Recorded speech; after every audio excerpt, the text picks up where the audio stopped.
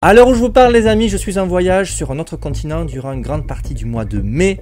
Du coup, il a bien fallu que j'imagine que je crée des vidéos pour meubler un petit peu pendant mon absence et je me suis dit, c'est peut-être l'occasion de vous raconter une histoire assez incroyable dont j'ai pris conscience tout récemment. C'est en effet en faisant quelques recherches que je suis tombé sur cette incroyable histoire absolument terrifiante, teintée de mystère, d'archéologie et de mysticisme, clairement. On est en plein dans Indiana Jones, il faut bien l'avouer. Vous allez voir, c'est assez glauque. Tout a commencé du côté de Roopkund en Inde en 1942. Alors c'est un lieu très reculé dans l'Himalaya, c'est une petite vallée qui est située à 5000 mètres d'altitude, donc c'est un lieu assez inaccessible où peu de gens se sont rendus pendant des siècles. Et là en 1942, il y a un garde forestier britannique. Alors faut-il le rappeler, mais l'Inde était sous la coupe de la couronne britannique en 1942, c'était encore le cas, l'indépendance est survenue beaucoup plus tard, et c'est donc un garde forestier mandaté par le gouvernement britannique qui s'est aventuré dans cette région très reculée. Et il a fait une découverte totalement effroyable. Alors ce qui s'est passé, c'est qu'au gré de ses déambulations dans cette petite vallée d'altitude, je vous rappelle qu'on est à 5000 mètres d'altitude, il est arrivé à l'approche d'un petit lac glacé. Et quelle ne fut pas sa surprise d'apercevoir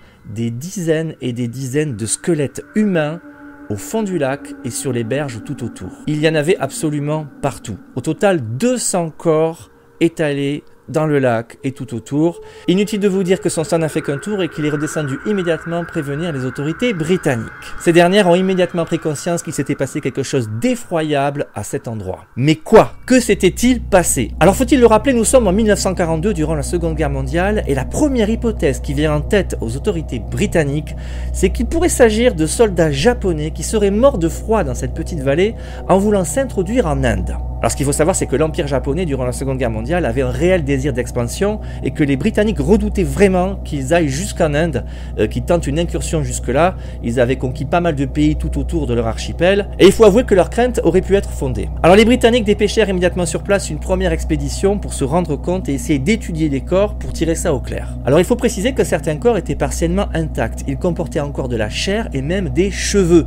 C'est ce qui a mis réellement le doute aux premiers observateurs. S'agissait-il de soldats japonais? Mais très vite les experts remarqueront que les cadavres étaient vraiment très anciens, qu'aucun objet ne trahissait la présence de soldats japonais, pas de casque, pas d'équipement militaire des années 40 en tout cas.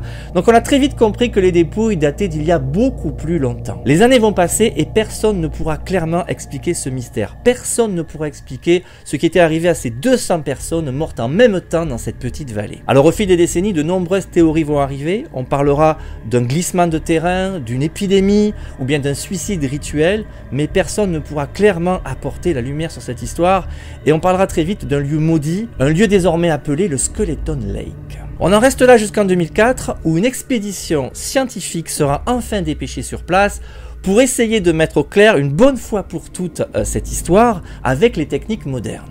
Et il semblerait qu'ils aient très vite percé ce mystère. Et vous allez le voir, la réponse à cette énigme est bien plus étrange que quiconque aurait pu l'imaginer. Alors vous l'imaginez, les premières analyses réalisées par les experts en 2004, c'est tout d'abord une datation au carbone et des analyses ADN. La datation au carbone révélera qu'il s'agissait de personnes qui vivaient en l'an 850 après Jésus-Christ. Nous sommes au tout début du Moyen-Âge, il y a 1200 ans. Donc c'est clair, il ne s'agissait pas de soldats japonais. Et l'analyse ADN approfondie révélera étonnamment qu'il y avait deux groupes distincts. Le premier était une famille ou une tribu très proche sur le plan génétique et non originaire de la région.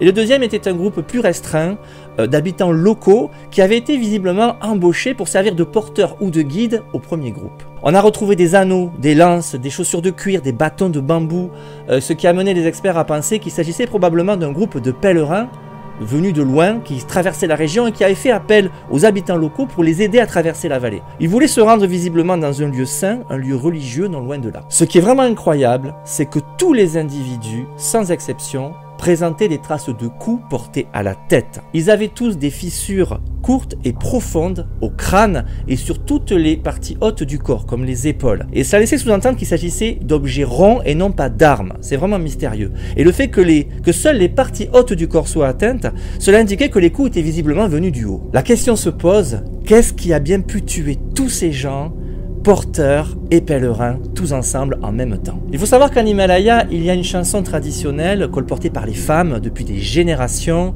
qui raconte une légende au sujet d'une déesse. Les paroles parlent du fait que cette déesse gardait un sanctuaire sacré dans la montagne. et qu'un jour des étrangers sont venus. Ils ont souillé ce sanctuaire. La chanson raconte que de colère, la déesse aurait projeté la mort sur eux en faisant pleuvoir des grêlons durs comme le fer.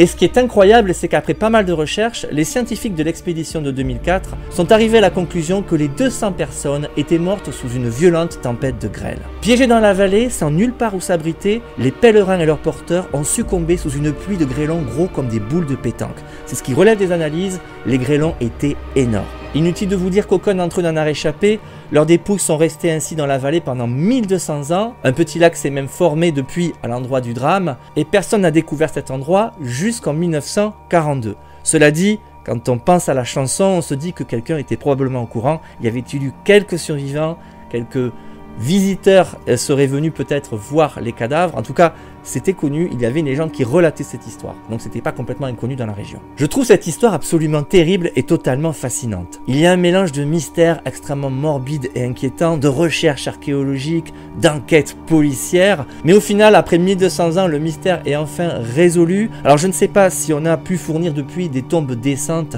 à ces 200 dépouilles perdues dans cette vallée, mais ce qui est important, c'est que grâce au travail des scientifiques, on a pu comprendre et résoudre cette énigme, et j'ai envie de vous dire, quelque part, on a rendu mémoire à ce drame qui ne s'est pas perdu dans les limbes du temps. On se rappelle de ce drame 1200 ans après, et c'est une forme de respect, je pense, pour tous les gens qui sont morts dans cette petite vallée il y a si longtemps. Voilà les amis, j'espère que cette histoire vous aura captivé autant que moi lorsque je l'ai découverte. Bon, rien de surnaturel, quoi qu'on parle dans les chansons d'une déesse qui aurait déchaîné sa colère sur ses pèlerins, mais a priori il s'agissait simplement d'un violent orage de grêle qui serait venu à bout de 200 personnes. C'est quand même terrifiant quand on y pense ce que peuvent causer les éléments. Je vous avoue que je regarderai différemment les orages lorsqu'ils approchent. On sait jamais, avec la grêle, il faut avoir toujours un abri, ça peut être extrêmement dangereux. Les amis, c'est la fin de la vidéo. Je vous donne rendez-vous la semaine prochaine ou dans 15 jours. Je sais pas trop comment j'aurai agencé mon planning concernant ce mois de mai. C'est un peu le bazar avec le voyage. Rendez-vous très vite pour une nouvelle aventure, peut-être une nouvelle histoire, qui sait. Bref, on se retrouve très vite les amis. Prenez soin de vous. Ciao.